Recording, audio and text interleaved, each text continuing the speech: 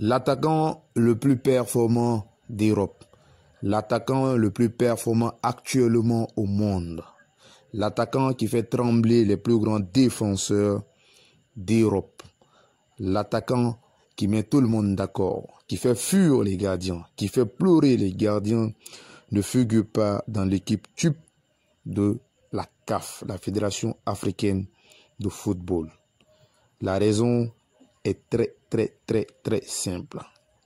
La raison est que la Fédération africaine de football est fortement influencée par quoi? Par la FIFA. Est-ce que vous comprenez? Ils sont influencés par ces gens-là. Pour les fans de Serhou Guirassy, pour les fans de foot, les passionnés de football, ça ne devrait pas vous énerver. Nous allons décortiquer ligne par ligne pourquoi Serhou Guirassy mérite de faire partie de ce classement.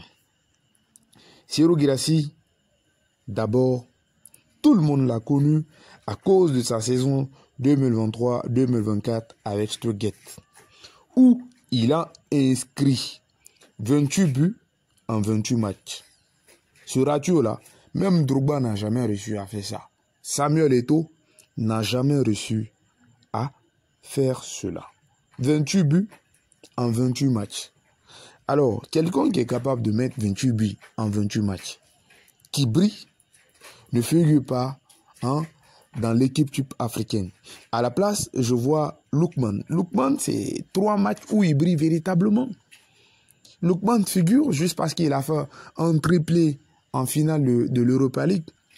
Mais la raison pour laquelle Serhou Guirassy ne figure pas dans cette équipe-là, c'est que tout simplement, Serhou Guirassy n'a pas figuré dans l'équipe type du Ballon d'Or en Europe. Serhou Guirassy n'avait pas été parmi les nominés du Ballon d'Or en Europe. Serhou Guirassy n'avait pas non plus fait partie parmi les joueurs qui avaient été sélectionnés pour FIFA T-Bex. Il n'avait pas été sélectionné. Puisque la CAF, pour faire des choses, on demande d'abord l'autorisation à papa, c'est-à-dire la FIFA, ceux qui dirigent en Europe. Donc en voyant ça, ils vont se dire quoi? Ah, Serhou Guirassy, qu'on parle de lui partout en Afrique, il n'a pas figuré dans la liste du Ballon d'Or de France équipe football. Il n'a pas figuré dans la liste de FIFA T-Bex. Donc, puisque ceux-ci connaissent le foot plus que nous, parce que je dois le dire, le football africain n'a pas des couilles, ils sont influencés, ils ne peuvent pas analyser les choses de par eux-mêmes.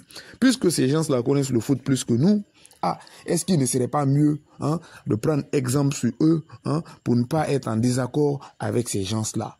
C'est ça la raison. C'est pourquoi Serhou Guirassy ne figure pas en réalité dans cette liste. Mais mon frère Guirassy, je veux te dire, personne, aucun homme ne peut t'empêcher ou ne va te retirer le fait que tu es un grand footballeur. Tu es un grand footballeur, un excellent footballeur.